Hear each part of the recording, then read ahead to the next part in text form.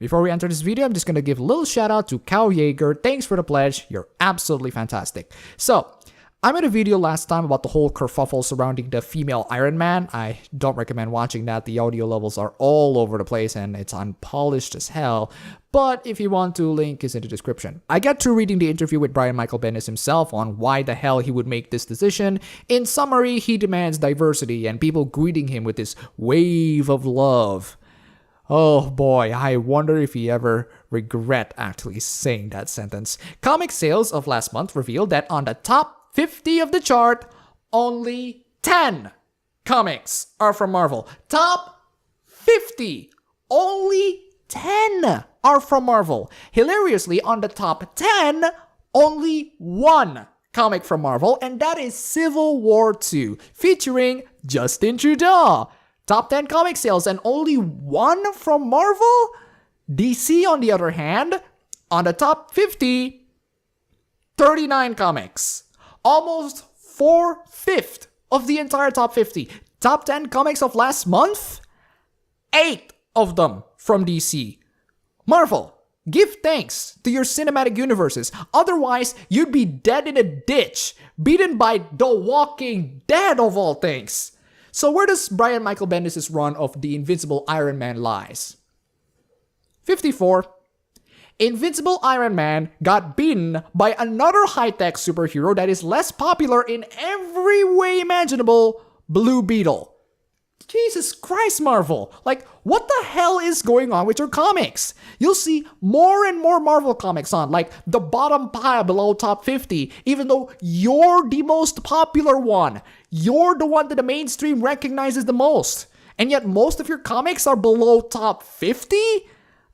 I honestly cannot fathom how this is happening. I mean, Marvel and DC are like the top tiers of comic book giants, and yet the competition in the actual comic realms, DC is just demolishing them. Look, Marvel, whether or not you want your comic book industry to succeed or not is entirely up to you, but after the recent moves like making Iron Man to be a girl, putting Justin Trudeau as one of the characters, writing garbage like only males can be superheroes, putting Donald Trump as a villain, ask me about my feminist agenda, unsolicited opinions on Israel, injecting feminism on Hercules, making Wolverine a hipster girl in a story that looks like a comedy sketch routine, female Thor punching a guy for insulting feminism, having Ms. Marvel and her friends to fight those awful middle-class teenage white male internet trolls, making significant speech bubble errors, making Red Skull to sound like a pissed-off drunk crowd in tea, having Skull Pirates to say that we're progressive feminists. Okay, even for a company like you, that's a hell of a lot of tracks on questionable design decisions in 1 year. Maybe I should rant on why 2016 is one of the weirdest years I've ever experienced in a while. Like, in 2016, DC demolishes Marvel in actual comic book sales, even though Marvel is more popular in comparison, and Pepe the Frog is being taught in universities, and college students are playing in ball pits and coloring books. So I was planning to make this video to be making fun of that Mary Sue article that says it's horrible and horrendous for 15-year-old teenager Riri Williams to look freaking sexy. But there are a couple of events that happen right after that, so we're just gonna get to that. But first, let's make fun of the Mary Sue. These people in the Mary Sue have seriously never experienced junior high. I'm sorry, Mary Sue, but there are people who are above the age of 13 that are actually beautiful and attractive, especially to other people on the same age. Have you been through junior high, Mary Sue? When was the age of your first crush? My first crush was like in 6th grade. I got a new crush in 7th grade. Ever since then, I don't have any. Are you saying that 15-year-old teenagers are not allowed to be attractive in freaking comic books now? Like, Jesus. And then the Mary Sue pulled off a move that just goes to show you that feminists in general cannot be pleased. Soraya Kadir, aka Dust from X-Men, wearing an abaya and a niqab, is still not enough to please these people. You really cannot please these people, can you? You are such a chlor bag. Here's a little bit of a tip for you to examine the people who escape out of mental patients, Marvel. They never see other human beings as human beings. These people got things backwards, and I can prove that to you. They treat fictional characters as human beings, like calling Moe misogynistic, saying that Keijo is child porn, cartoon frogs are racist, playing with 3D characters in VR is actual sexual assault, Batgirls changed the cover debacle, so please care for these fictional characters, don't harm them, please. But when actual tragedy happens, when real women got raped in Cologne and the police are covering it up, when women actually got driven off of gaming, where women who develops video games almost had their entire development sabotaged, where women who asked for help in one of the Twitter's most trusted help center actually got harassed by the people inside said help center, that's fine by me. I'm all for women's equal rights, but real women getting abused? I'm cool with that. In fact, I do it on a daily basis. But don't worry, I'm a feminist and therefore I am a good person. I might project myself once in a while, but James Rolfe, he's a misogynist and I'm a feminist and therefore I am better than him. Checkmate, you limp dick loser. Jesus Christ, as if Devin Ferrazzi couldn't get any worse than that. Here's another hilarious example. Jonathan McIntosh thinks that burning a Republican office is good and sometimes necessary, but oh my god, Kratos, don't teach your little boy how to hunt! You know, you have a way of making things sound immoral. There's also another article from Comics Alliance. Now, Comics Alliance has a rather nasty history of trying to pander into the Tumblr rights crowd, and there's that one time in which they say, guys, this whole diversity thing with women, us complaining that women are being oppressed and they should be treated better in the comic book realms, yeah, they make some really boring stories. Wait, are you saying that superheroes that do not suffer from tragedies create boring stories? You're a genius. Like, thank God we're in Batgirl. Let's go back to the change the cover thing. Basically, if you don't know what's going on, DC made a variant cover of Batgirl basically being abused by the Joker. Feminists went outraged over this and decided to censor this, even though, again, this is just a variant cover. This picture of Batgirl being abused by the Joker crying over, that would actually create a very interesting and gripping story. Instead, you have to bring in the hipster millennial Barbara taking a selfie in front of a bathroom because what the comic fans really want is more pop culture references and dank memes. That worked out well with Tokyo Mirage says as a fee. This time, we're talking about the problematic comic book fans. I'm so tired about problematic fans, I really am. The anime fans are problematic, Steam users are problematic, everything is problematic to these people. Let's read it. How lack of empathy and compassion is creating a divide between creators and fans. I wonder who are the ones giving those lack of empathy. Is it maybe your own editor-in-chief? Straight men are fucking terrifying, and I see them in their drunken mobs, and I'm reminded that I am not, as the culture defines it, a man. I am reminded of how I code switch around them, how my entire body language changes because I'm afraid of them, how I won't be me with them. When I look at straight men, I don't see gender, I see my oppressor. They are not me, and I am not them, and I want to be free of them. This is the Comics Alliance editor-in-chief. I can definitely feel the air of empathy coming from these people. I can feel it coming from you, Comics Alliance. It makes you the next Raven, definitely. I'm petrified. Earlier this year, Nick Spencer and Jesus Sizes Captain America Steve Rogers #1 featured the last page shock reveal that Captain America was an agent of Hydra. Fans reacted vocally with numerous legitimate objections, the main two being that Marvel has no problem introducing a Nazi Captain America, yet won't entertain the idea of giving him a boyfriend, and that making Captain Stop. You need to go outside. No one in the freaking fandom asked for Captain America to have a goddamn boyfriend, except for you. You entitled Tumblrites who wants their OTP to be freaking canon. Boo!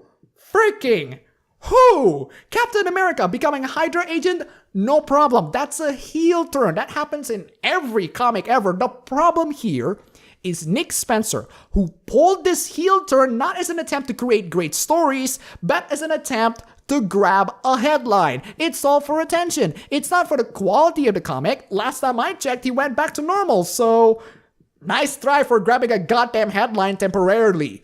Jumping back a bit further, when Marvel announced a new Hercules series last year, Marvel editor-in-chief Alex Alonso categorically stated that the character was straight and not bisexual, as has been established earlier in the Marvel Zone comics and even earlier than that in Greek myth. When fans voiced their concern, Alonso made fun of them on Twitter and retweeted a meme about it created by individuals who identified as members of the hate group Gamergate. Do you want to know why Gamergate refuses to die? Because you always try to keep it alive by game dropping it to every article. These people absolutely lack self-awareness. They don't think for a possibility that them complaining to make Hercules bisexual to be one of the most ridiculous demands that has ever been uttered by mankind in history. What were you smoking when you complain about this? How much vaginal trauma did you suffer as you get to writing those complaints? Please make Hercules bisexual. My Hercules X Kratos OTP is gonna be real. When creators in this position talk about fandom, they're not talking about everyone that reads comics, which is what fandom is. They're talking about marginalized fans, women, people of color, LGBTQ people, and other marginalized group who seeks accurate representation of the lives they live. Representation should not be a tough ask for the company that used to pride itself in portraying the world outside your window. The more and more I see arguments of representation and diversity, the more and more their arguments distort to the point where the only thing that I can see is, Senpai, notice me! Senpai, notice me! Please make a comic book about my life. When I hear you complaining that you and your life are not being represented, all I see is you forcing people to pay attention to you instead of people organically paying attention to you because they want to. Listen, the best kinds of attention are the kinds of attention that people willingly choose to give to you, and the attention that they give to you is worth their time. And do you know how to do that? Make decent content. Ask me about my feminist agenda. Yes, will you please stop pushing your feminist agenda and go back to Tumblr? I'm sure your reblogs are gonna get attention among your crowds. Don't shove your feminism here. Jesus. Don't make me send you to another dimension. Marvel's comic book industry has been seriously stagnating for the past couple of days, and one of the reasons is because they hired the worst kinds of people to work for their comics. Here are some tweets from Nick Spencer, the writer of the glorious Hail Hydra Captain America run, and the tweets are ironically hilarious. That is why I'm seeing this praise for a very conservative approach as a bad thing. I may have lost the thread here, Mr. Spencer. What conservative approach are we discussing? Rebirthed, as in DC's Rebirth, that managed to dominate the top 50 alongside some of the older DC runs. Why do you hate Rebirth so much, Nick Spencer? What conservative view are you talking about? Weird to see many fans demanding less variety, less diversity, and less choice in superhero comics. Careful what you wish for there. The problem with your diverse comics is it's not that it's not diverse or varying or having less choices. Good for your comic for having those qualities. It's just that it's bad. It's really badly written. It's shoved with endless political propaganda that makes me question myself whether or not your priority is to shove politics or to actually write good stories. Knowing your history in politics, Nick Spencer, and your absolute bias towards Republicans, I don't trust someone with that much of a political ego to write my Captain America comics. Here's the thing that you need to understand, Nick. Do you know why DC Rebirth is doing well right now? Because they're old school and good, or at least try to be good. I mean, DC's New 52 was goddamn awful. Glad that they threw that out of the bin, or at least filtered the bat out, and now they're doing it in favor of something that is familiar, old school, but also nicely written and entertaining. DC actually gets on the right track, that comic books are entertainment, and they make comic books that are entertaining. Marvel, if it weren't for your cinematic universe, you'd be freaking dead. And do you know what's the best part is? Nick Spencer is outright lying. This guy give him tweets and tweets and tweets and tweets showing that DC is indeed diverse while still being good. And Nick Spencer goes, "Get a life, loser." Brilliant. Absolutely brilliant. I wonder why Marvel is tanking in the comic industry right now. I really wonder why. I wouldn't. Way to go. I'm going to show you another writer that I find bizarre for you to even consider hiring. So, Chelsea Kane is one of the contributors of the Mockingbird comic, as in the comic that said, ask me about my feminist agenda, only males can be superheroes, and that time where Skull Pirates say that they're progressive feminists.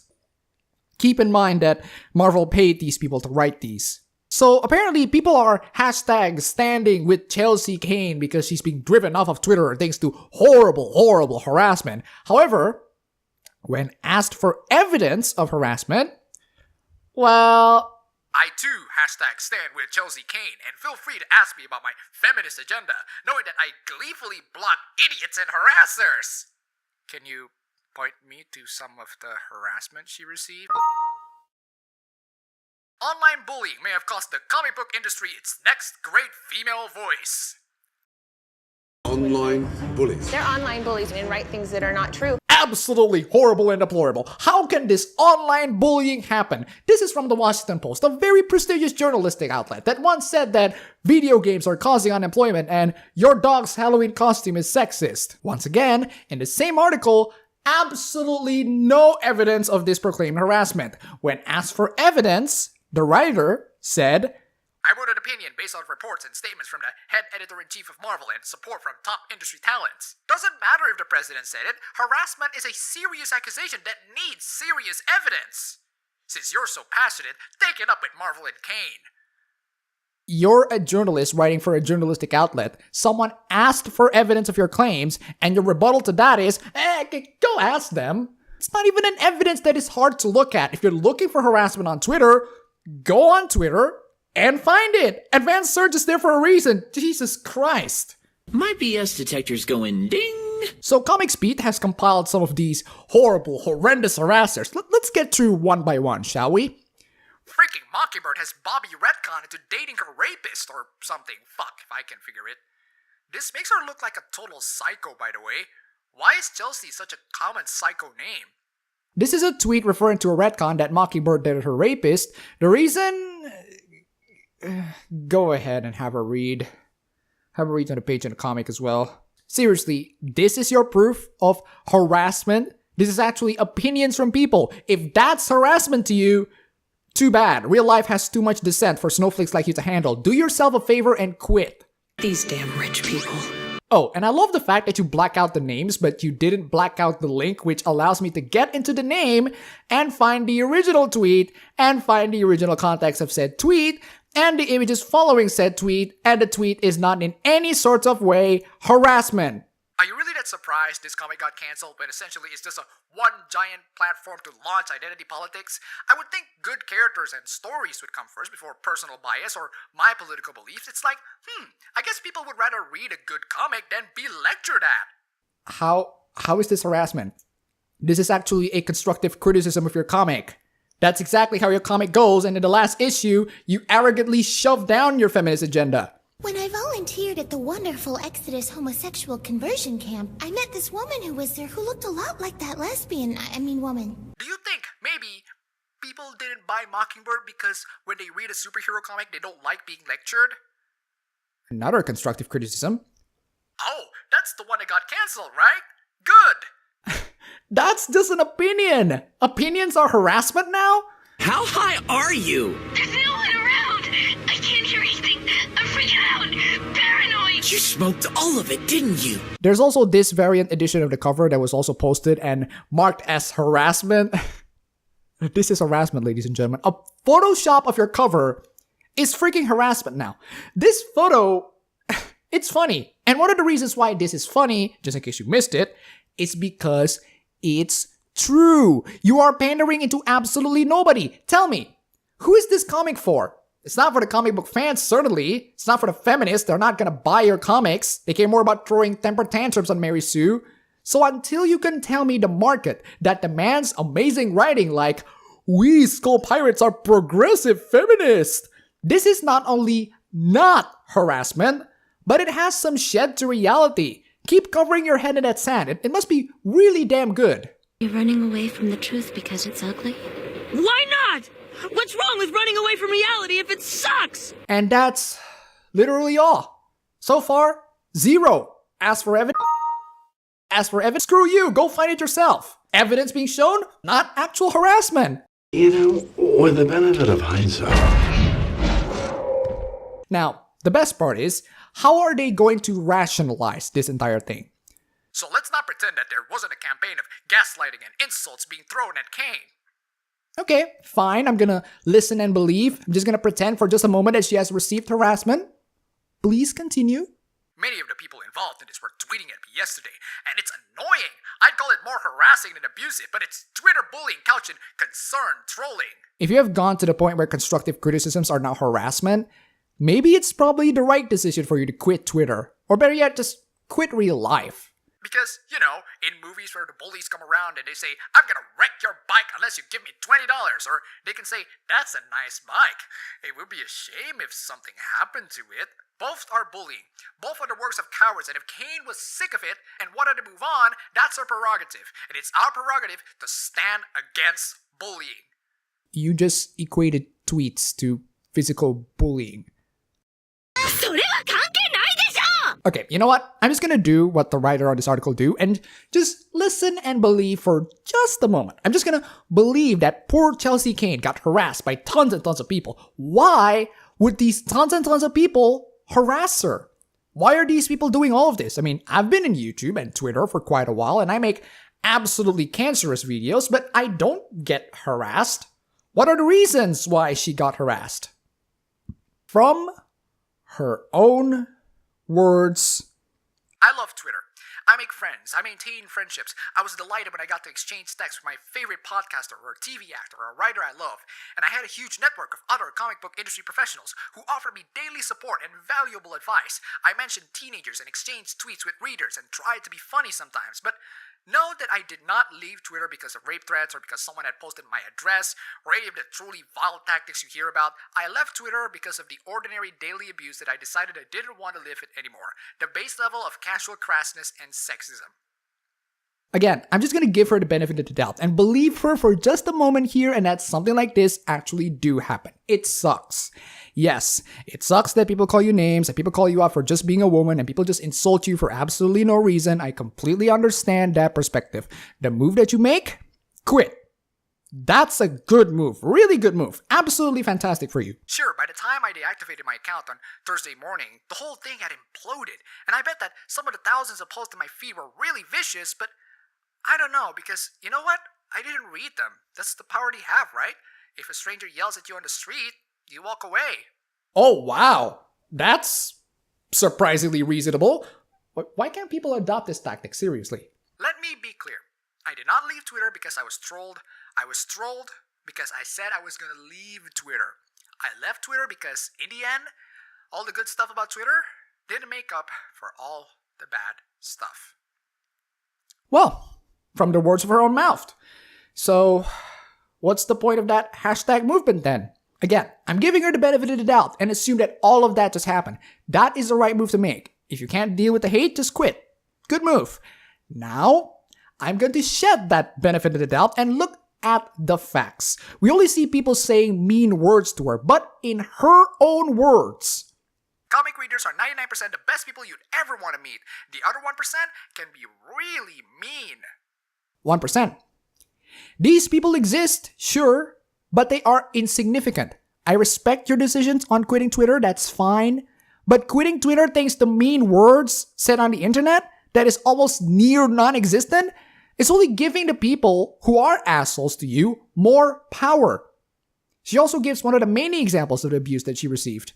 I've blocked 8 people in my many years on Twitter. 7 were on Wednesday. The first person I blocked several months ago had this to say: "Thanks, Chelsea Kane, for ruining my favorite character with your feminist crap." I engage with a lot of people on Twitter, even those with criticism, but that tweet is not looking for a discussion. It's not brutal or sexually threatening. It's just a quick elbow to the gut. Hate to break it to you, Chelsea, but he's right. And you blocked him from telling the facts. You have a feminist crap to push in your comics, and it's blatantly so. But when someone gives his opinions on your feminist crap, you blocked him, even though that's exactly what you did. And he's right. If this is one sample from the abuse that she received and she considered it to be abuse or an elbow to the gut, as she called it, this means that legitimate criticisms or even basic opinions also fall under elbow to the gut, which means that what these people consider abusive or harassment or elbow to the gut might not what we consider abusive or harassment or elbow to the gut. So we cannot even give her the benefit of the doubt that harassment and abuse did happen to her, because what she considers as harassment or abuse might be different to what we consider as harassment or abuse. What she has shown there was just critiques or people's own opinions. If what she meant as harassment and abuse is mean words, there should be plenty of evidences, right? But there are very little, or at least not enough to warrant a quit. I can show you something rather interesting, okay? People have been slanting Gamergate as this misogynistic movement to drive women out of gaming. One of those women include Anita Sarkeesian. In reality, Gamergate's actual harassers only consist of 0.65%, and people who harass Anita Sarkeesian are almost non-existent, to the point where the people who dedicated on finding proofs of her harassment cannot even find any proofs of her harassment. Sorry, but as much as I want to be sympathetic to people claiming on being harassed, I need evidences of actual harassment. You know, like the Palmer Luckey debacle, which has not 1, not 2, not 3, not 4, 118 articles just about him dating someone who supported Donald Trump and is a Gamergater. If I want to claim that someone is being harassed off of Twitter, there's your proof. There's even a guy at Gizmodo obsessing over this guy for months. Just get a life, man. Jesus Christ. Chelsea, I'd love to be sympathetic to you, but I cannot be sympathetic when you mischaracterize people criticizing your comic as harassment and consider every one of those as harassment as well. That just shows a huge flaw in your character. That just shows that you're afraid of confronting the fact that your comic sucks. In fact, that entire blog post has not one mention of her, at least acknowledging some criticisms that people have. She didn't even address the criticism of the guy that she used as an example, and instead characterized his argument as an elbow to the gut. We've seen people who deny about the horrendous quality of their product as an attack to their character. It's called Amy's Baking Company. Now you may want to sit there and argue, but you're not prepared to understand that I'm here to show you what's right, and you can't take that. I can. I'm ready for that. I have no problems with the food. I told you about the burger, you refused to listen. I did not. I Every asked time you I tell what you was something, wrong with it. you come back with an excuse. I kept After asking excuse, you what's wrong after and you couldn't excuse. give me I told an you, answer. the bun for the beef burger was soggy as anything. I have never had a problem with that hamburger, ever. So there you have it, a collection of people who are ruining Marvel's comic book department to the point of utter demolition by its competition. DC saw an opportunity in this and just decided to take over. Congrats for DC, and no cakes for you, Marvel. Just be glad that the cinematic universe are saving your asses. I'm just gonna end this video by showing something hilarious. Mockingbird has reached Amazon's list of best-selling Marvel graphic novels. Congratulations for Mockingbird, despite being in number 144. Except there's one tiny problem.